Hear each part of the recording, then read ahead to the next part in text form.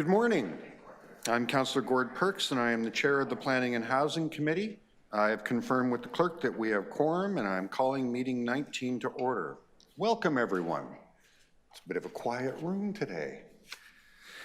Today's meeting is being held by video conference and in person at City Hall in Committee Room 1. This meeting is also being live streamed online at youtube.com Toronto City Council Live. Although we may be in different locations today, the Planning and Housing Committee would like to acknowledge that the land we are meeting on is the traditional territory of many nations, including the Mississaugas of the Credit, the Anishinaabe, the Chippewa, the Haudenosaunee, and the Wendat peoples, and is now home to many diverse First Nation, Inuit, and Métis peoples. We also acknowledge that Toronto is covered by Treaty 13 with the Mississaugas of the Credit. If you are registered to speak at today's meeting, please listen for me to call your name. I will call speakers in the order they appear on the list. The list of speakers can be viewed online by visiting the Planning and Housing Committee page at toronto.ca/council and clicking the speakers box for today's meeting. Members, the City Clerk has provided all agenda materials on toronto.ca/council and on CMP, the Clerk's meeting portal. Clerk's IT staff are available to members if you need help with your devices. I also want to remind you to please submit and approve your motions by email. Staff are available at phc@toronto.ca to help with motions. Are there any declarations of interest under the Municipal Conflict of Interest Act? Seeing none, we will proceed. May I have a motion to confirm the minutes from our meeting on January 23rd? Councillor Nunziata, or Speaker Nunziata? All those in favor? Opposed? That carries. Okay, let's do the agenda rundown.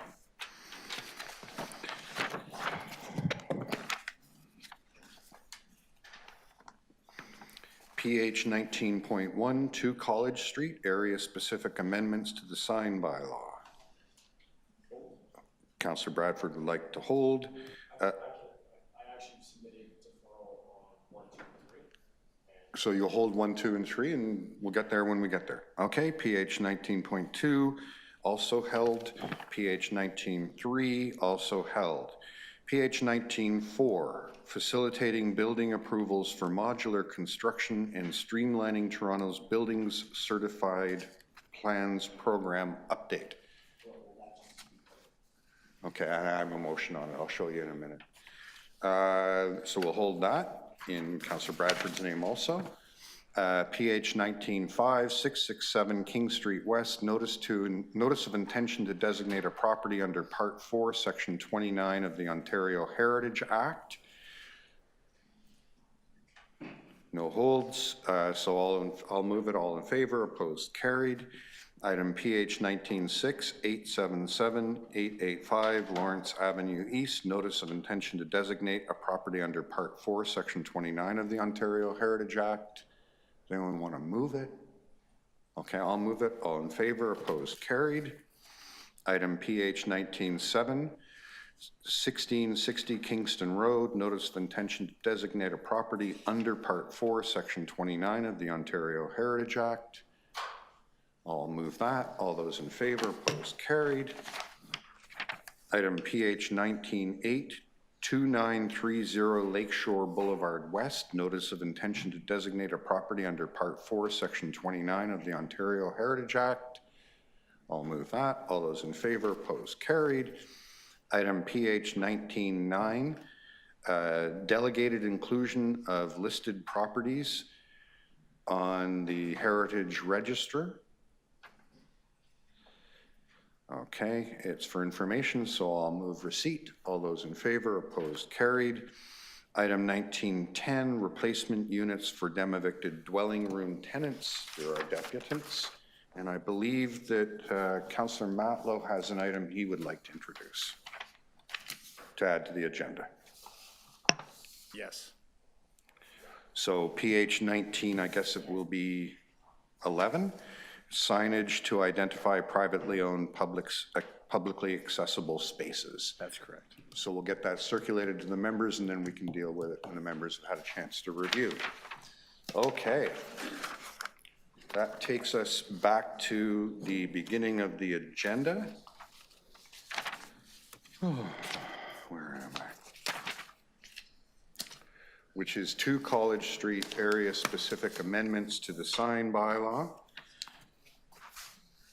Councillor Bradford, you held that? Do you have questions of staff? No? Okay, I do. I guess it's Mr. Van Vliet, yeah? Welcome to your annual visit to the committee. So why is this in front of us and not in front of the sign variance committee?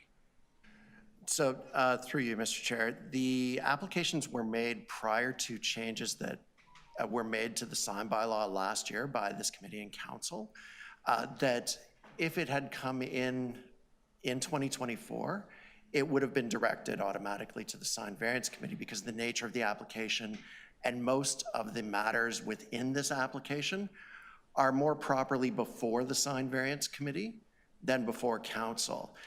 What has been added to a number of these applications, and I apologize, I'm speaking about all 3 of. That's actually probably helpful. Okay, is that they're asking on the Bestobell PH 19.2 and 19.3, they're asking for an extension to the sign permit term, which can only be decided on by council. In 19.1 is actually properly before this committee. It is a roof sign. It would require an amendment to the sign bylaw. However, it is on a heritage building, and we would have requested that they get heritage approval prior to bringing an application. The conversation shouldn't start with the sign approval. It should start with the heritage approval to modify the heritage building. Okay, and when did it come in? The applications were received prior to the end of 2023, and they were entered into our system in 2024. The changes to the sign bylaw were then requested. Public notice was issued for number 2 and number 3 on November 13th, 2024. And for 2 College Street, notices were issued on January 29th. There was a public meeting for 2 College Street. There were no interested parties for 496 Evans or 3 Bestobell. So there were no public meetings. Notice was given. There were no interested parties for those as well. Okay, but the applicants filed in 2023. Yes, they did. Sorry, that was a long answer to. No, that was actually very, very helpful. And 1 is distinct from 2 and 3. 2 and 3, they've added the 5-10 year thing. That's right. The issue with 1 is that they should, in the normal process of things under the new bylaw, they would have had to go to heritage first. Yes, we would have not accepted it until we had received a heritage approval. Okay, thank you. Any other questions of staff? No? Councillor Bradford, you held it? Yeah, thanks. I have a motion, and it's the same on the next 2 as well. If you look at the correspondence from the applicant, they would like a little bit more time to respond to the comments from staff. I recognize hearing staff today that this is outside of the typical processes that exist now, so just a deferral until September meeting. Okay. And I'll have the same motion on the next 2 as well. We'll get to the other 2 in a moment. On this one, does anyone else wish to speak? No? Okay, I'll speak on this one. On this one, because there's this outstanding matter of they should be talking to Heritage first, I'll support the deferral and strongly urge the applicant to go do their work with Heritage before it comes back here. Because if it comes back here and the work with Heritage isn't done, I'll be opposing it. So on this one, the motion to defer, all those in favor, opposed, carried. Okay, on item 19.2, which is 3 Bestobell, are there any questions of staff? No? I do have questions. So Mr. Van Vliet, let's dig a little bit more deeply into this. So in the last couple of years, prior to the amendments to the sign bylaw, we had a number of applications come where they wanted a bigger sign or slightly differently located or something like that. all of which would properly have belonged to the sign variance committee, but applicants would add an additional change, which was something that required council's approval.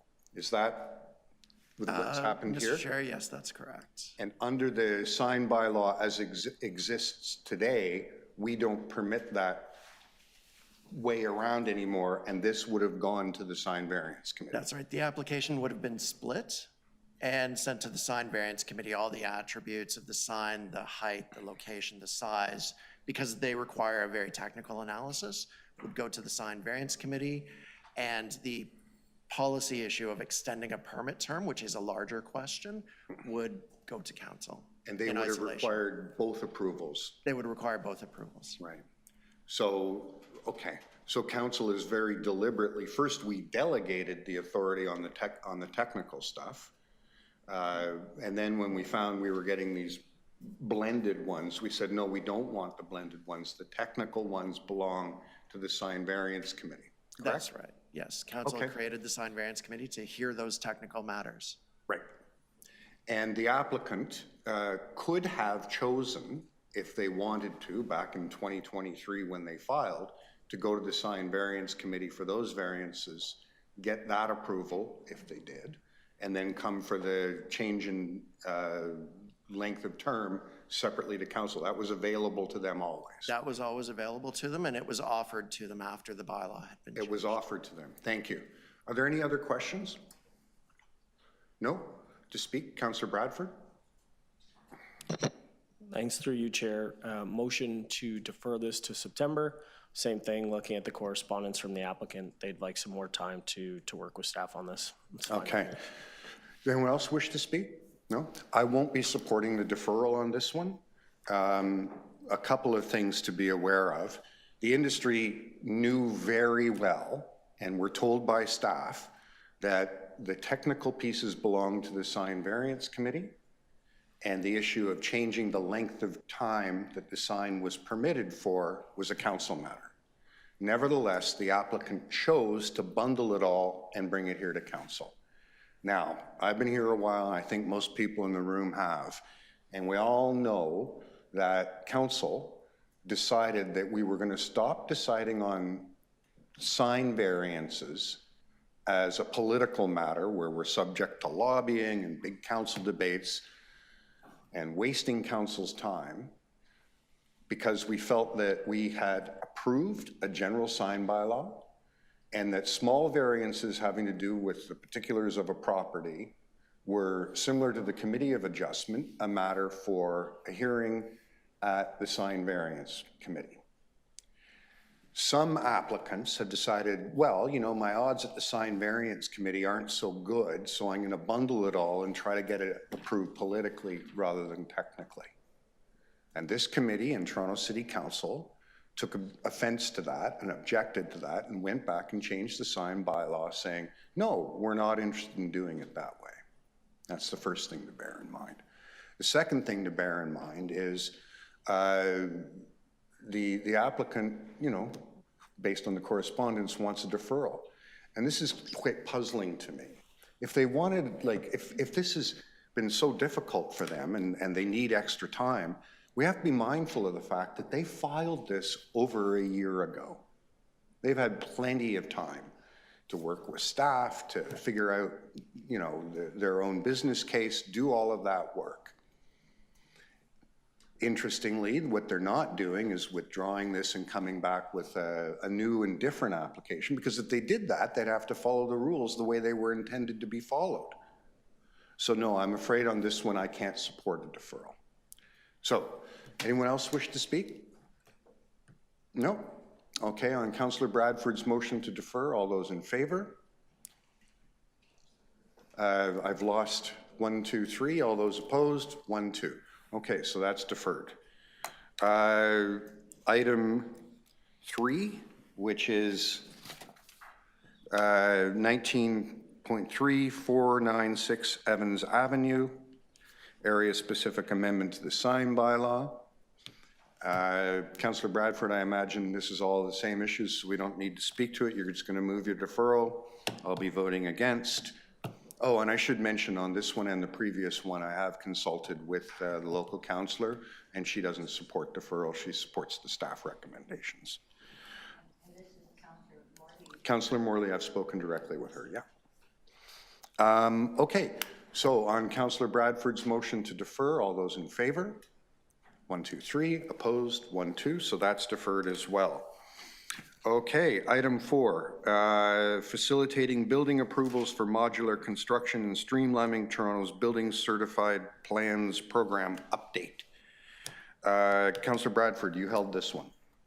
Yeah, just say you're moving a motion. Yeah, so I'm just basically adding something in which will ask staff to look at the CMHC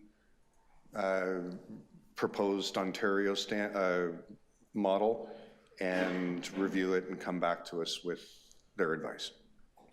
Okay, thanks. To speak, and I just held this because I wanted to speak briefly, because I think this is some of the best stuff that we do here at Planning and Housing at the City of Toronto, trying to remove some of the roadblocks and the red tape that have been making it more difficult to deliver the type of housing that we need. Depending on what statistics you're looking at, housing starts are down in the City of Toronto year over year, 83%, 86%, 68%, 63%. A lot of numbers flying around right now, but I think if you talk to folks who are in the building sector, they can tell you it's very difficult right now. And if you talk to people who are struggling to find housing they can afford, they will also tell you it's very challenging. So there is a consensus that we're not moving forward with housing that's actually getting built. And, you know, out of challenges, I think there's always opportunities to try new things, to reinvent the mold. And that is the modular construction technology. When we think about different industries, people have been swinging a hammer really the same way for the past century here in this country. And other industries that I would say that have been slow to evolve would be the railroad industry, I would say the utility space, and I would say construction. But modular and panelized construction, rapid build housing is a great way to stand up the types of infill projects, missing middle projects that we have been focused so diligently on here in this committee over the past couple of years. And last March, I had a motion directing the staff to streamline the building permit process to facilitate modular and rapid built housing development here in Toronto. There were challenges at the time where, you know, they had to go out to factories. There was a lengthy approval system process in place. It required a lot of hands-on involvement from staff. And again, that's because we were standing up something new. We hadn't seen a lot of that. But a year later, Toronto Building has made some big changes to the city's certified plans program that will mean faster approvals, it will mean accelerated construction, and ultimately the goal of more homes built faster. I would just say, like in a housing crisis, we need all the tools in the tool belt, and we got to sharpen those tools. And I've been following the rapid build technologies for many years now. I've visited a number of the factories here in the GTA, and we have those places that are a couple hours from City Hall, and they are shipping their products all around the world, into the US, into the Middle East, across Europe, and yet they struggle to get it done here in Toronto. That changes now, and the city's accepting factory-built, site-assembled buildings which are certified to CSA standards. So, you know, as sort of process-based and bureaucratic as that might mean, it means that the staff are going to be able to do their inspections on-site here in Toronto rather than traveling to the factories across the region. So I'm excited that we were able to get this done, and I do really want to thank our chief building official, Kamal, and Dylan and Nancy and Megan from the team. This is the type of action we need to be taking to get more homes built faster here in Toronto, and I'm glad we were able to get this done. Thanks. Thank you. Anyone else want to speak? No, I have a motion on this item. So this is just adding to the staff recommendations that they, CMHC has done some work on permit-ready designs for those categories of construction, and that staff go and review those and see if we could include them in our pre-certification project. and that we publicize any streamlined approval process available for these designs under the Certified Plans program. Let's all take a moment and enjoy the level of unanimity on this committee. I think Councillor Bradford and I and all the members agree that the work that Toronto Building has done here is truly outstanding. You know, it may not be exciting to our residents as how we remove snow from the roads, but this is a tremendous, tremendous change in the way that our buildings department works. It reduces the amount of work that we have to do here, but it also reduces the amount of work that applicants have to do. It gives some certainty and some clarity where we have proven designs. And the thing that I want to know here is the proven designs. Our staff are still undertaking the very important work of making sure that the buildings that get built here are going to be sound and meet all the requirements so people can live in them safely. That's a fundamental duty we have, and staff have figured out a way to meet that fundamental duty while reducing their workload, reducing the work that applicants have to make and the costs to both parties. So everybody wins. And once again, the City of Toronto Building Department has proven that they're second to none in terms of the work they do, I would say not just in Canada, but in North America. And I want to congratulate them on continuing to be leaders in this very important field. So with that, why don't we take the motion and the item all together? All those in favor, opposed, that carries. Item, now we moved all the heritage ones, right? So we go to 9? 10, right. Replacement units for Demovicted dwelling room tenants. We have a couple of deputations on this item. The first deputant I have listed is Corbin Sparks from the Federation of Metro Tenants Association. Corbin? You're online, Corbin, can you hear me? Yes, I can hear you. Councillor Perks. Welcome, Corbin, so you've got 5 minutes to address the committee. You can start as soon as you're ready. Excellent. Okay. Good morning, everyone. My name is Corbin Sparks. I work with the Federation of Metro Tenants Associations. I'm currently living in Ward 9, and I've been a lifelong renter here in Toronto. And I even grew up in a rooming house myself. In principle, I support Councillor Sack's recommendation. However, I have some additional concerns for the tenants who are already in the process of losing their housing.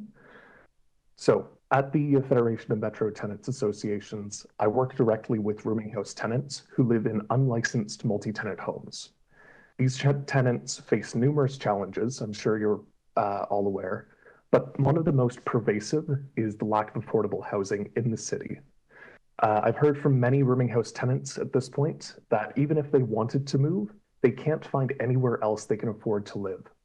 So I support this motion because we need to ensure that these tenants can find another place to live by ensuring that their dwelling rooms are not lost as new landlords take over buildings that have housed these tenants for years or decades. So to my first point, tenants need this amendment in place now or as soon as possible.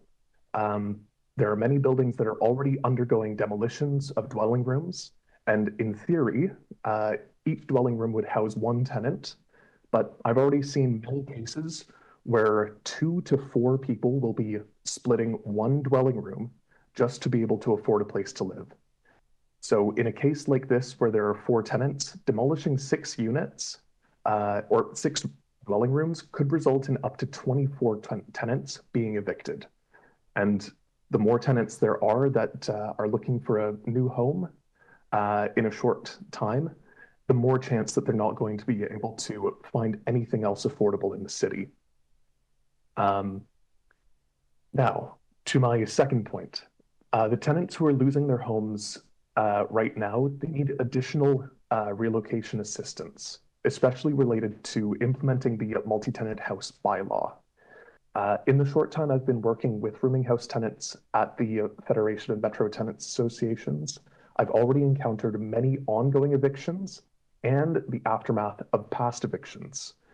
And honestly, going up to these houses where there's clearly major renovations or the entire house is vacant, is up for sale, it's disheartening because I'm going there to try and inform tenants of their rights, but they've already been evicted, and most likely it didn't go through the proper process of the LTB, or it might not have been the tenant's choice to be evicted. Now, as an example, there are tenants at 7 Brenton Street in Scarborough who are facing an eviction at the end of this month. The landlord needs to renovate to comply with the bylaw and has decided to offer the tenants a month of free rent in exchange for evicting them at the end of this month. Now, these tenants, they don't have anywhere else to go.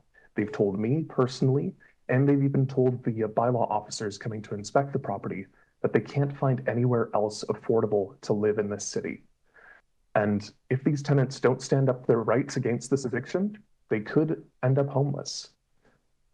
So especially as the city starts enforcing fines and penalties against landlords who haven't obtained their multi-tenant house license yet, these tenants are going to encounter even more threats of eviction, and they'll be in desperate need of relocation assistance, which I hope the city can step up for them to provide that. Now, to my third point, tenants who are facing eviction and demolition of their dwelling rooms right now need this amendment to be applied retroactively. As pointed out by Councillor Sachs in her summary, the 39 dwelling room tenants at 262-266 St. George will have no home to return to if the property owner replaces their dwelling rooms with bachelor units instead. These tenants need this amendment to be able to be applied retroactively to ensure they'll have a home to return to. And there are even more buildings going through similar demolitions of dwelling rooms across the city, demolitions that could leave hundreds homeless. So we need those enhanced supports for renters, such as having this amendment be applied retroactively, having it implemented as soon as possible, especially as the city starts stepping up their enforcement of the rooming house bylaw. And we need better relocation assistance for tenants to protect them against ending up homeless. Thank you so much. Thank you. Are there any questions for Corbin? No? Corbin, thank you so much for your deputation. Next, we have Yaroslava Avila. Hi, Yaroslava. How are you today?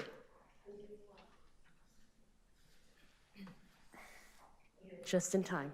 Okay. We're going quickly today. Yes, I can see that. Whenever you're ready. Okay. Good morning, Council. My name is Yaroslava Avila Montenegro. I am the new Executive Director of the Federation of Metro Tenants Associations here in Toronto. And I'm here to be able to depute on the issue of replacement units for Demovicted dwelling room for tenants. So as the FMTA, we support immediate changes to ensure that dwelling room tenants displaced by redevelopment have access to replacement or alternative housing at rent similar to what they are paying. Dwelling room tenants are among the city's most vulnerable tenants, and we at the FMTA have seen firsthand the effects of this lack of regulation on the lives of city residents. While the proposal by Council Sachs to further amend the official plan amendment 453 is a step forward in the right direction, we urge the City of Toronto to further examine the loopholes of the current bylaw through the following recommendations. Number 1, relocation and assistance to all dwelling room tenants. City planning should update its official tenant relocation and assistance policies to require developers to provide all displaced dwelling room tenants with replacement units or comparable housing at similar rents retroactive to implementation of the multi-tenant housing bylaw. This change would protect tenants to include those at 262 and 260 to 266 St. George Street and prevent homelessness in vulnerable communities. Number 2, protecting affordable housing in current developments. The city planning must ensure dwellings slated for redevelopment are properly defined under the current City of Toronto bylaws to prioritize tenants and their protection. Housing should be classified in a way that maximizes the safeguards for tenants and preserves affordable rental housing. Number 3, improve tracking and reporting outcomes. The city should enhance its monitoring and reporting of rental replacement policies by requiring licensed landlords to submit annual to submit rent rolls to track affordability changes, publicly report on replacement unit details, including affordability and tenant outcomes, tracking tenant outcomes, including whether or not displaced tenants are able to return to their units, why some do not, and over the overall impact of displacement. So I'm not going to go into the background of this. I've submitted that previously. But while the proposal that Councillor Sachs submitted is a positive step, these reports that she is proposing don't go far enough to address the challenges faced by dwelling tenants, as any exception to tenant rights leave them at further risk of homelessness. And as mentioned, we've seen already some of how the loopholes in the provincial tenancy laws and even some of the city's bylaws leave vulnerable tenants unprotected. Stronger action is needed to close these gaps and to keep tenants housed. So some of these exceptions that we've seen, that, for example, the challenges brought forward by the folks at St. George Street highlight gaps in the provincial law and municipal bylaws that we must address. In particular, the misclassification of these rental units by landlords that try to exempt replacement requirements and tenant protections. So through proper classification under the MTH licensing framework, these units on St. George, which qualify as multi-tenant housing, offering replacement requirements and tenant protections. But sadly, this is just one tip of the iceberg of the many challenges that tenants face on a daily basis. It's through our work as Corbin, my colleague, had already mentioned about the work that's being done at FMTA that we've identified these different issues.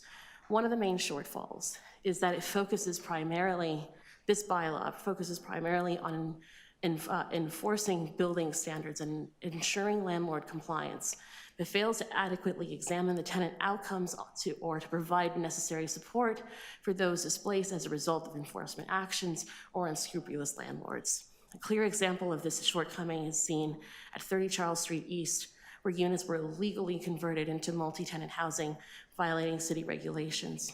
And so while the city has the authority to enforce bylaws and hold landlords accountable, these bylaws, the bylaw does not address the precarious situation faced by tenants who may be evicted due to the enforcement of these actions, and again, because of unscrupulous landlords.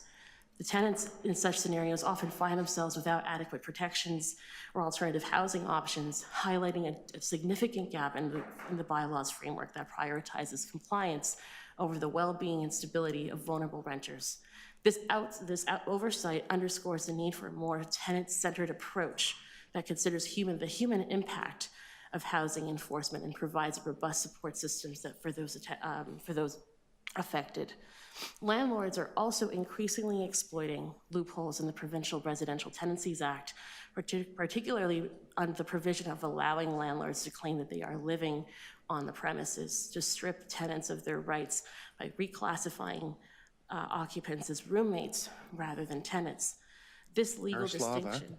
Miroslava, we permit only 5 minutes here. I gave you some extra time. Thank you, sorry. So I'm going to have to stop you there. Okay. Okay. Are there any questions? No? Thank you so much for coming down and sharing those thoughts with us. Thank you very much. Okay, so on the item, are there any questions of staff? We'll start with Councillor Sachs. Yes, thank you very much. So questions for the housing policy staff. The current plan that we have for protecting dwelling room tenants was adopted in 2021. Since then, we've had would you agree that we've had some key changes, such as rooming houses are now legal right across the city, whereas they were not at the time the policy was adopted? Through the chair, the dwelling room replacement policy that's currently affecting our official plan was adopted by City Council in 2019 and was appealed to the OLT and subsequently came into effect in 2021. I think certainly your point that dwelling rooms are now legal throughout the city, that has been a significant change. However, I would note that at the time the policy was appealed, I think there was a concern that we wanted to make sure, or the development industry wanted to ensure that there was flexibility in terms of how the policy could be implemented. Fair enough, but one of the reasons given in the policy for requiring replacement with square footage rather than the number of rooms was, the reason given was because rooming houses weren't legal in most of the city, and that reason is no longer correct. Through the chair, that was one consideration, yes. And in addition, since then, we've lost the Section 37 flexibility that the city used to have, which would have allowed us to replace some of these dwelling rooms. We don't have that tool anymore. Through the chair, that's correct. And the housing crisis is much worse than it was then. Yes, I think that's a fair statement. And you're aware that the current policy leaves a large number of tenants unprotected and may lead to dozens being evicted, as we heard from the deputants. So through the chair, since the policy came into effect, we've had a very limited number of applications that have had to replace existing dwelling rooms. We successfully, on 2 sites, were able to get full replacement of very small-sized studio units or dwelling rooms. However, there is a potential challenge in the policy where you could have less dwelling units replaced than their existing tenants. And that certainly is the proposed case at 262 to 266 Spadina. So we have a gap. Would you agree it's time to review it? Counselor, I just want to be very clear. We cannot. We're not talking, that's an example that we have a gap. Thank you. Just for the rest of the members, the specific applications are not, do not come to this committee. They go to community councils, so we would be outside our purview asking staff about specific applications here. But that's an example that we have a gap in the current policy, and would you agree it's time to review it? Through the chair, we're happy to undertake that analysis. Okay, and you've suggested some wording to amend my motion that you think would better fit with the workflow of your group, and you'd also asking for some extra time to report back. Is that right? That's correct. And you've provided that wording to the chair? Yes, through the chair and to yourself, yes. Okay. Is it legally possible for us to make these changes retroactive as the deputant requested? Through the chair, I'll answer that question. Sadly, no. Okay, thank you very much. Other questions? Councillor Nunziata, I believe you had your hand up. Actually, my question was. Okay, Councillor Crisanti, I see your hand is up. Yes, thank you, Chair. So I think I might be repeating a question that Councillor Sachs asked. So don't we have, and can we just review a little bit, don't we have already rules for housing for displaced tenants? I recall that not too long ago on council, we did approve some additional protections for tenants that required a landlord to assist in the a tenant in finding an alternate residence, and also for costs of moving, etc. Are these rules not in place currently right now? Through the chair, the city's official plan policies are robust, looking at rental replacement and dwelling room replacement along with tenant assistance. Where dwelling rooms would be demolished, we require that the same amount of gross floor area that existed today is replaced as either dwelling rooms or studio units. All tenants would be provided with relocation assistance where they have to move due to redevelopment. Okay, and are these rules and policies being enforced currently, and how is that being enforced? Through the chair, where there's an associated planning application, so a rezoning, for example, or a committee of adjustment variance, the city will apply our official plan policy related to dwelling room replacement. Okay, I'm good, Chair. Thank you. Thank you. Any other questions? No, I have a couple. First, I guess, Mr. Rollins, although it's not explicitly in front of us, the related issue of multi-tenant homes and legalizing them was raised by a deputant. My memory is that when we brought that in, we brought in a number of additional tools beyond what's in this policy to try to make sure that tenants weren't displaced. Could you tell me a little about that, please? Yeah, happy to, and thanks for the question. So again, the city's multi-tenant housing framework aims to protect tenants where multi-tenant homes are shutting down, provides information to both operators and to landlords on their rights and responsibilities.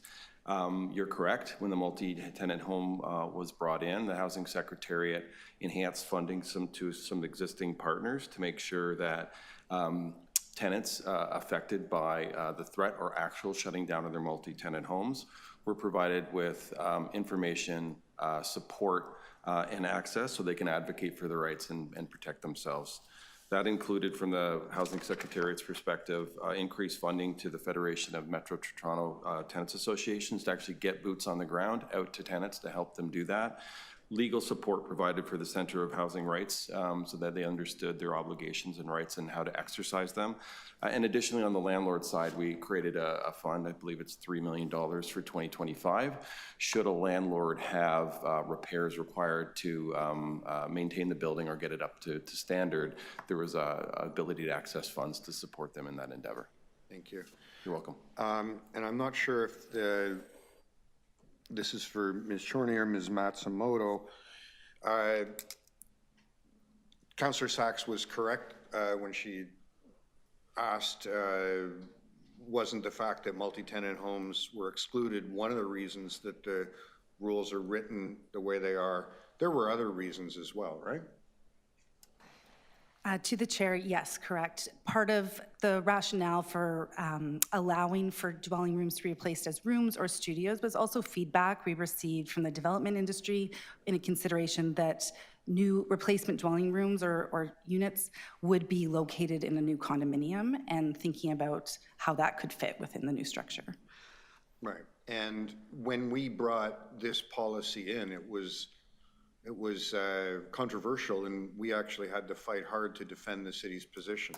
There were a lot of appeals. So. Yes, that's correct. There were a number of appeals, and there are still some site-specific appeals. Right. And part of the conversation that we had when we developed this was, given that the City of Toronto wasn't the final decision maker, but that this, as an official plan amendment, was appealable, was trying to figure out how to maximize the protection we had without putting the OPA amendments at risk at the tribunal. Is that a fair, does someone want to speak to that? To the chair, yes, I think that's a very fair characterization, that we were looking for the right balance, and providing a bit of flexibility in the policy allowed it to be successful. Right. And a final consideration is,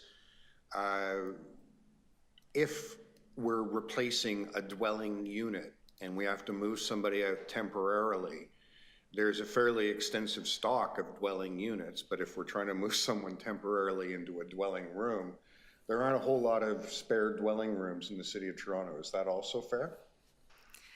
Yes, certainly. It's a dwindling resource, and I think it goes back to the point that we have seen very few applications come in to demolish existing dwelling rooms. So it's a very important policy, but it's still rare, as in our stock of existing dwelling rooms is smaller and smaller each year. Okay. Those are my questions. Councillor Matlow, Councillor Naziata, you're good for questions, okay? To speak, Councillor Sachs, you can go first. Yes, thank you, members. I do have amended wording as suggested by the housing policy staff, which I hope the chair will move.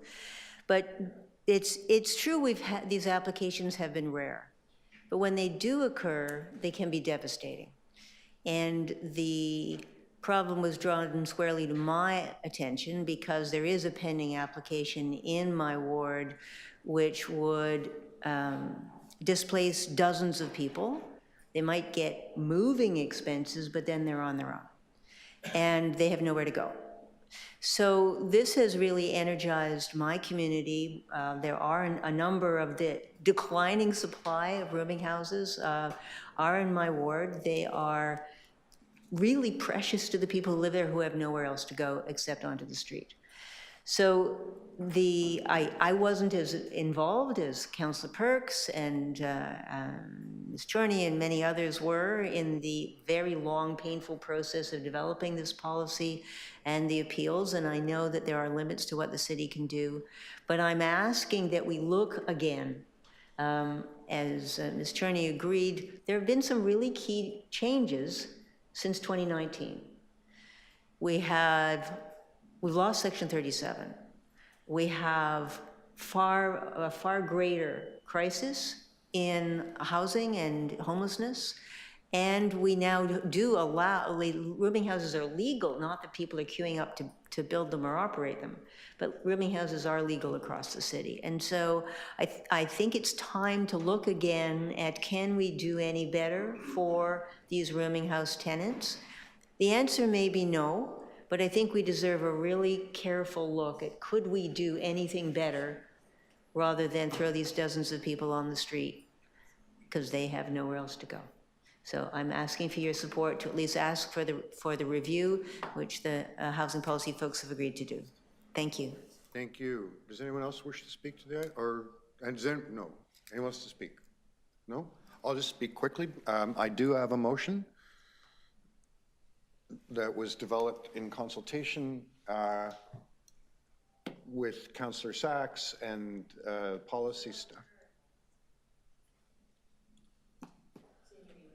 I think this captures the same sense. I'm just going to move this. It goes to council, and if we need to change a couple words, we can do that there, just for efficiency of the meeting. Essentially, in consultation with staff to do the work to bring us something robust, they need a little bit more time, and they prefer the wording in the second motion to give them the flexibility to really dig into the question. This issue has bedeviled council for a long, long time. I'm going to have to double check, but my memory is it took me 13 efforts, 13 motions at council before we were able to get the kind of protections for people living in dwelling rooms that we have now. They had virtually none before. And we succeeded finally because of the tremendous efforts of organizations like the Federation of Metro Tenants, Legal Aid in Scarborough, community organizations in Parkdale, and the tenants themselves showing an awful lot of courage.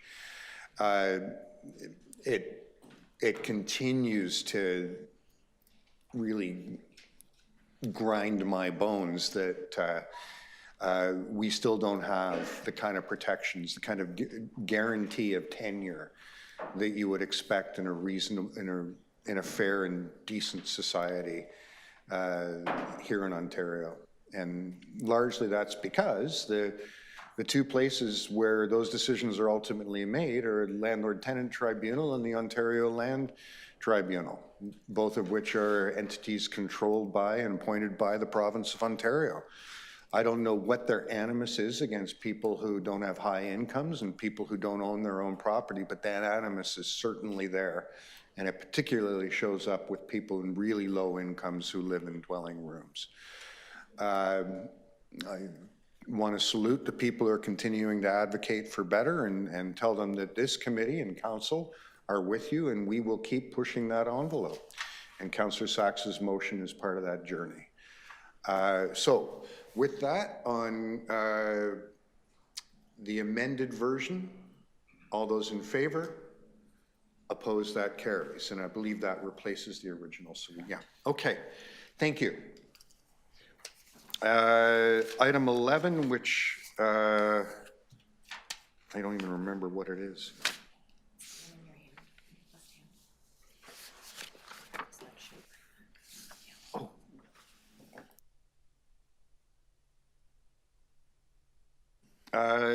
Councillor Matlow, this item was yours. Do you have any questions of staff? No? Does anyone? No? Do you want to speak to it? Sure, I'll just explain very briefly to our colleagues what this is about. It's we all believe that publicly accessible space is so important to us as Torontonians, whether it be mid-block connections, plazas, green spaces. This is where we congregate, this is where we play, this is where we have a good quality of life. And we have a creative ability where we don't have public spaces to negotiate POPs, which are privately owned, publicly accessible spaces. And many years ago, I learned that cities around the world have done a better job, frankly, than us at inventorying their POPs to ensure that we remember where they are, and just as importantly, we indicate to the public that it's theirs to enjoy, that they can access them when they want to, legally.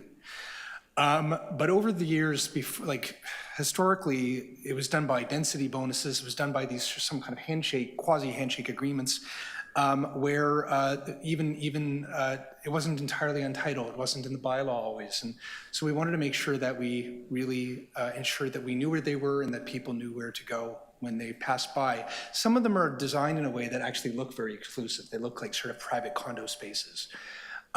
So we were able to inventory. We did a very good job. James Prock and his team were incredible. And we were able to, for new builds, where we negotiate POPs, determine that there be a sign put up. We even came up with the idea of Popsies the squirrel, this little squirrel that Adam Vaughn and I had a debate over how large the squirrel should be in the tree. And it was a fun process, very creative. But ultimately, for new builds, we were able to post signs on the properties, working with the property developer to indicate to the public that they could enjoy that space. We were not able to retroactively force condo boards, private property owners to put up a sign to let the public know. So this motion is intended to find creative ways, perhaps adjacent to those sites on public property, maybe on the sidewalk or elsewhere, to be able to show the public that this is their space, regardless if it looks like a private property or not, or a privately exclusive property or not, so that the public knows that they can enjoy that. We have had experiences where we've had POPs that have been overtaken by an adjacent business, for example, where they've put out their tables, they've put out even signs saying you're only allowed to be here if you are a customer, and we want to make sure that we support a better way. We don't need to always have to enforce if the public already knows that it's theirs. So that's the point of this. Any questions of the mover? Anyone else wish to speak? All those in favor? Opposed? Carried. Members, that completes our business in less than an hour. In less than an hour, I'm going back to my office and I'm putting hearts and stars on the calendar for today. But before you go, I want to warn you, I have been informed by the chief planner and other senior staff, we're going to pay for this next month.